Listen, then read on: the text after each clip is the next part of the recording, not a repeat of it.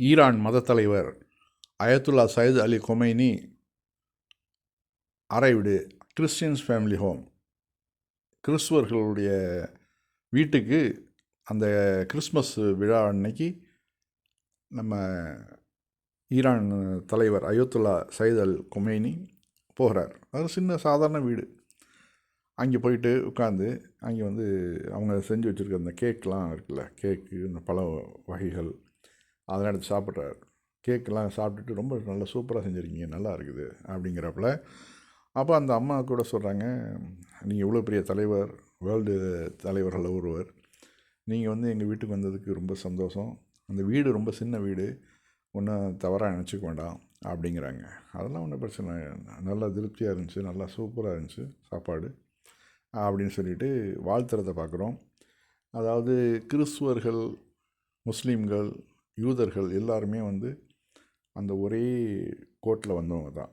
ஏன் ஈவன் இங்கே இந்துக்கள், நம்ம ஆரியர்கள், அவர்கள் மட்டும் எங்கே யாருங்க, அவர்களும் வந்து மூசா நபியுடைய வழி வந்தவர்கள் தான். ஆக எல்லாருக்குமே வந்து ஏக இறைவன்.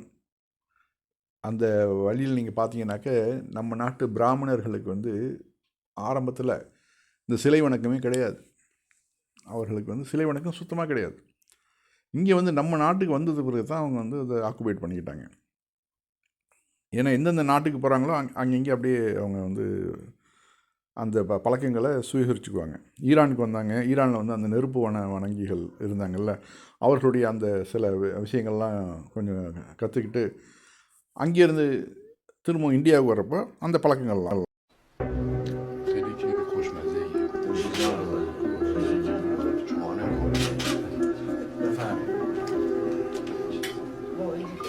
میرم باید بخورین، از این آجینا باید بخورین. عید آمدین منزل شهید رو بندازم.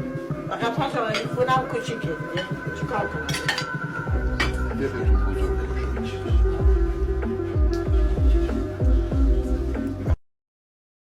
வீட்டை பற்றியும் வீடு ரொம்ப சிறியதாக இருக்குதுன்னு சொல்கிறப்போ, இல்லை மனசு தான் நமக்கு முக்கியம், வீடு பிரச்சனையே கிடையாது அப்படிங்கிறார். ஆக ஒரு வேர்ல்டு தலைவர், அமெரிக்காவே கொஞ்சம் கண்டு பயப்படக்கூடிய ஒரு தலைவர் எந்த அளவு சிம்பிளாக, எந்த அளவு அருமையாக ஹேண்டில் பண்ணுறாரு பாருங்கள். அவர் கூட ஒரு வார்த்தை சொன்னார், இந்த சன்னீசியா முஸ்லீம்கள்ங்கிறது இந்த பிரிவினைகள் வந்து பின்னாடி உருவாக்கப்பட்டது, அதை வந்து நம்ம களையணும் அப்படின்னு சொன்னார். அதுக்கு அவர் முயற்சி எடுத்தார்னாக்க உண்மையிலேயே வரலாற்றில் பொறுக்க ஒரு பெருந்தலைவர் ஆவார்.